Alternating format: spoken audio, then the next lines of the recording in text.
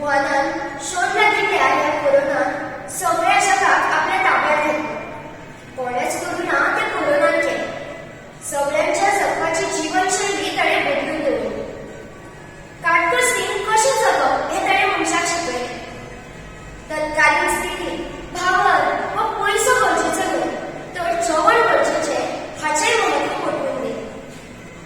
आज गरज आसा ते आमी हें समजपाची की आमी ह्या स्थितीत, ह्या नवे सादारण स्थितीत कशें जगपाक जाय. जंतू